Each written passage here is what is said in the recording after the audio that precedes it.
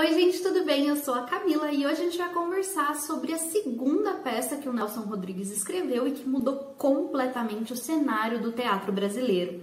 Hoje a gente vai falar sobre vestido de noiva. Fiz um chazinho aqui pra me esquentar porque tá muito frio hoje. Hoje eu acordei e tava fazendo 2 graus. Então já tô aqui, ó, tomando meu chazinho pra gente conversar um pouquinho sobre teatro. Se você não sabe, eu tô fazendo um projeto de leitura para ler as peças do Nelson Rodrigues todas em ordem cronológica. Eu já fiz um vídeo pra Mulher Sem Pecado, que foi a primeira peça que o Nelson escreveu, e eu tenho vídeo de apresentação do projeto também. Eu vou deixar todos os links na descrição do vídeo e também aqui nos cards. Mas antes, se você ainda não for inscrito, já se inscreve no canal para você não perder nenhuma notificação. Deixa seu like para ajudar na divulgação. Comenta aqui embaixo, que eu adoro ler o comentário de vocês. E compartilha esse vídeo com seus amigos para chegar cada vez mais gente. O Vestido de Noiva tá no primeiro volume também e é a segunda peça aqui desse volume da Nova Fronteira. A Mulher Sem Pecado já tinha feito ali um sucesso relativo, como a gente conversou no outro vídeo, mas quando o Vestido de Noiva subiu aos palcos, foi uma verdadeira revolução no teatro brasileiro. Vestido de Noiva foi a segunda peça que o Nelson escreveu e quando ele terminou de escrever A Mulher Sem Pecado, ele já estava com o vestido de noiva na cabeça. Então já dava pra ver que ele tinha pegado gosto pela coisa. Antes de começar a falar sobre a peça, eu já deixo aqui o aviso que vai ter spoilers nesse vídeo, porque é muito difícil a gente conversar sobre uma peça de teatro sem contar todo o contexto, sem contar toda a história. E como eu digo, peça de teatro, a questão não é tanto o que vai acontecer, mas como vai acontecer. Então eu acho que a experiência de leitura não é tão afetada quando você sabe o que vai acontecer. Essa é uma peça que ela tem um formato diferente, porque ela não segue uma linearidade. Então a gente vai ter aqui 3 cenários diferentes. A gente vai ter a realidade, a alucinação ou delírio e a memória. Nossa protagonista é a Alaide e ela começa ali no cenário da alucinação, ela tá meio perdida, inclusive ela fala que perdeu a memória e ela tá ali procurando pela Madame Cleci. Ela tá ali num ambiente que tem algumas mulheres dançando, tem uma mesa, 2 cadeiras, essas mulheres estão ali sentadas conversando e a princípio elas não dão muita moral pra Alaide. Então a Alaide fica perguntando da Madame Cleci e elas fingem que ela nem tá ali. Depois a gente vai entender que esse lugar que ela tá é na verdade um bordel e essas mulheres são as prostitutas. Depois de um tempo essas mulheres percebem que ela tá aí e elas falam assim: ah, a Madame Cleci, aquela que morreu? E ela, como assim Madame Cleci morreu? Ela morreu. E a Alaide fica meio inconformada com aquilo. Ela, não, a Madame Cleci morreu, mas ela era tão linda, ela era tão maravilhosa. E até um rapaz que chega lá e fala pra ela, não, a Madame Cleci morreu, velha e gorda. Em paralelo, ali no cenário da realidade, a gente tem então alguns sons que simulam um acidente de carro. E aí a gente vai entender que alguém foi atropelado, que uma mulher foi atropelada, a partir de diálogos entre jornalistas que estão ali repassando o que aconteceu para poder fazer uma notícia. E essa mulher que foi atropelada, ela tá ali num estado bem grave. Ela chega aí pro hospital, mas ela tá em estado grave. E aí a gente volta pro cenário da alucinação, onde a gente vai ter então a Madame Cleci aparecendo para poder conversar com a Alaide. Aí a Madame Cleci começa a perguntar para a Alaide, então, mas quem é você, né? De onde você vem? Você é casada? Porque ela fala que o rapaz que falou que a Madame Cleci morreu tinha o rosto do marido dela. E aí ela fala, mas você é casada? E ela fala, não consigo me lembrar, não consigo. E ela fica naquela tentando se recordar o que realmente aconteceu, quem ela é. E aí a gente vai entender que quando a Alaide era criança, ela se mudou com os pais para casa que foi um dia o bordel da Madame Cleci. Na verdade, a Madame Cleci já morreu há muito tempo. E essa casa meio que ficou lá, foi vendida para os pais da Alaide, eles compraram e a Alaide encontrou no sótão dessa casa as coisas da Madame Cleci. E entre essas coisas estava um diário, onde ela leu todo esse diário, né? Ela ficou assim alucinada pela vida da Madame Cleci. E ela até fala pra Madame Cleci, eu li o seu diário. E ela fala, mas como que inicia? Daí ela diz a frase que inicia o diário. Ela, nossa, é mesmo, é assim. E ela fica tão alucinada nessa vida da Madame Cleci que ela passa a frequentar bibliotecas e ir atrás de tudo que dizia a respeito da morte dela. E isso é meio que contado no plano da memória. Então aí lá no plano da memória a gente vai ter a conversa entre os pais da Laíde, conversando sobre a Madame Plessis, falando que eles se mudaram para uma casa que tinha muitas orgias e que era um antro de prostituição, enfim, aí eles vão conversar sobre isso e a Laíde tá escutando. Nisso elas vão conversando, então até que a Laíde se lembra do casamento dela, né? E nesse casamento ela vê uma mulher de véu que ela não sabe quem é e ela fica tentando se recordar quem é aquela mulher de véu, porque ela acredita que ela matou o marido dela, né? Ela começa a falar que na verdade ela assassinou o marido dela. E ela não se lembra como ela assassinou o marido dela. E aí aparece uma pessoa que fala pra ela: lembre-se do seu casamento. E aí ela começa a se lembrar do dia do casamento dela. E a gente vai acompanhar isso no plano da memória. O marido dela se chamava Pedro. E ela tem ali uma discussão com essa mulher de véu ali no plano da memória, onde as duas discutem sobre o Pedro. Porque a mulher de véu diz que a Laíde roubou o Pedro dela, que ele era namorado da mulher de véu. E a Laíde fala, claro que não, né? E ela fala assim, bom, você roubou o meu namorado, mas eu roubei o seu marido. Eu vou roubar o seu marido, porque eu já tô tendo um caso com ele. E você vai morrer, e assim que você morrer, eu me caso com ele. Vai ser recheada de pequenos instantes, pequenas cenas que vão se completando pra gente entender o contexto todo. E eu acho que esse é o mais mágico da peça, o mais encantador. No fim a gente descobre que a pessoa, a mulher de véu, é ninguém mais, ninguém menos que a Lúcia, a irmã da Laíde. Bom, acontece que a Laíde realmente morre atropelada, ela que era a mulher que estava sendo atropelada, né, por isso que ela tá nessa ilusão, e a peça basicamente se passa na cabeça dela, e aí ela morre, e vai ter a cena do velório dela, onde a Lúcia vai se encontrar com o Pedro, porque o Pedro não morreu, na verdade, essa cena dela assassinando o marido, na verdade, era uma fantasia que ela tinha uma vontade de matar o marido, e aí ela tinha essas alucinações, então, mas na realidade o marido dela não morreu. Nessa cena do velório a gente vai ter a Lúcia e o Pedro conversando, o Pedro querendo ficar com ela e ela dizendo que não vai ficar com o Pedro porque ela tá se sentindo muito culpada pela morte da irmã, principalmente porque ela desejou a morte da irmã e as duas brigaram muito feio bem antes do acidente. No meio dessa história da Laíde a gente também acompanha a história da Madame Plessis. A Madame Plessis era então uma mulher de vida, uma mulher da vida, que vivia ali em 1905 e ela se envolve com um garoto de 17 anos e esse garoto acaba assassinando ela com uma navalhada na cara. Como essa morte chocou muito, né? Foi um assassinato que chocou o Rio de Janeiro. Então essa notícia saiu em todos os jornais e a Laíde leu tanto sobre a morte dela que ela estava ali na cabeça dela, ela ficou deslumbrada pela Madame Plessis.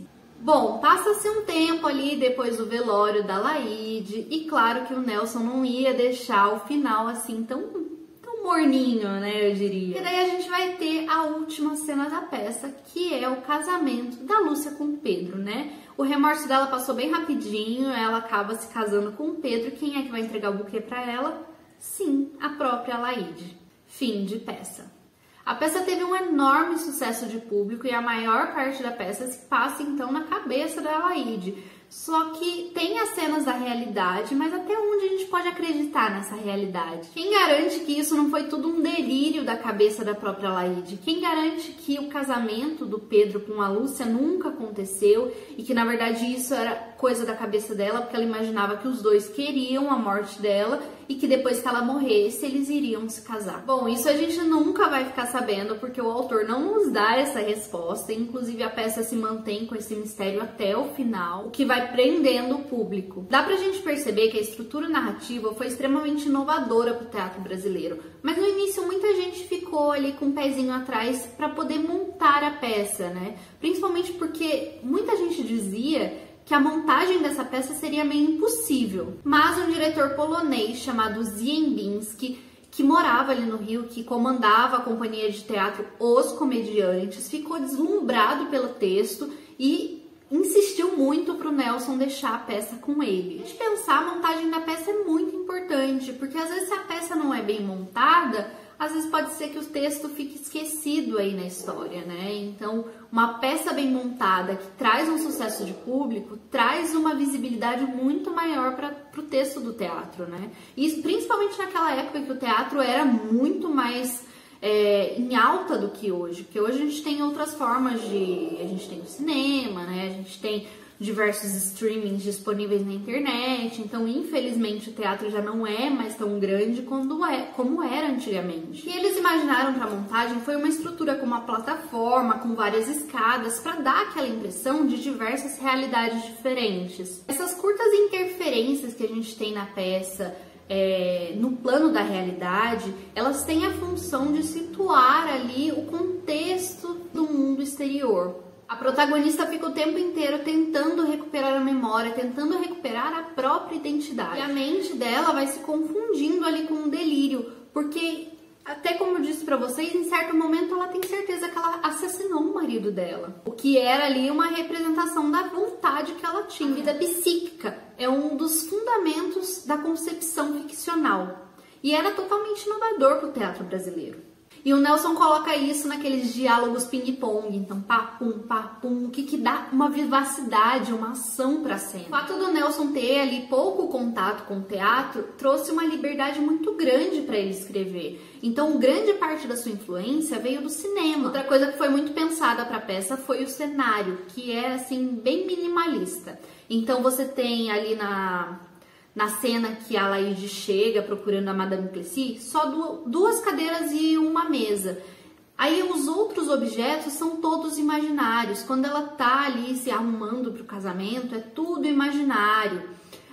O espelho é imaginário, o batom que ela passa é imaginário, porque isso dá ali a concepção de delírio mesmo. Sem contar que isso facilitava muito a transição de uma cena para outra, né? Depois da estreia de Vestido de Noiva, o Nelson passou a ganhar 6 vezes mais, né? E foi quando ele passou a existir realmente no mundo literário. Quando o Nelson escreveu Vestido de Noiva, ele tinha acabado de ler Crime e Castigo, né? Eu já comentei com vocês nos outros vídeos que o Nelson tinha ali uma grande influência de Dostoiévski, né?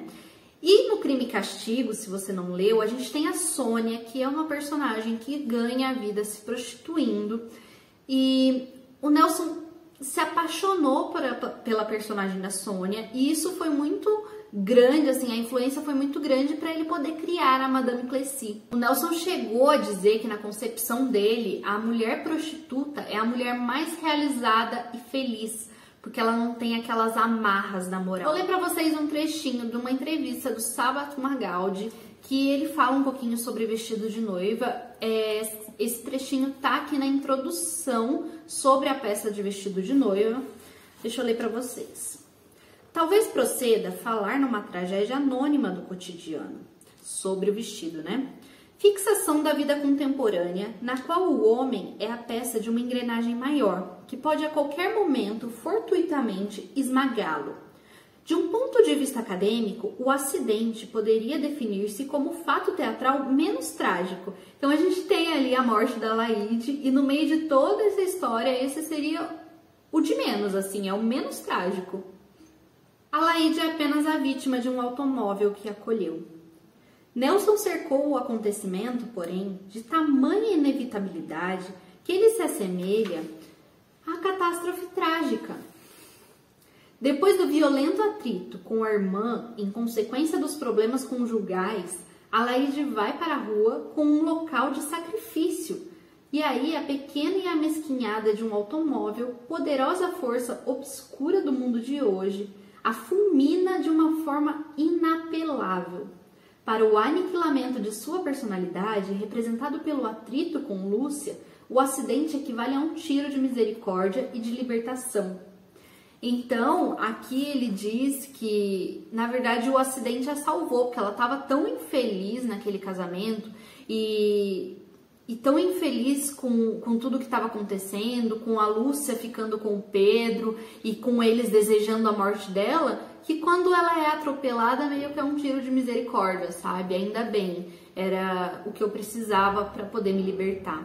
Bom, vou ler para vocês um trechinho de uma entrevista do Álvaro Lins, um ensaio dele, né, que saiu ali no Correio da Manhã, em 44.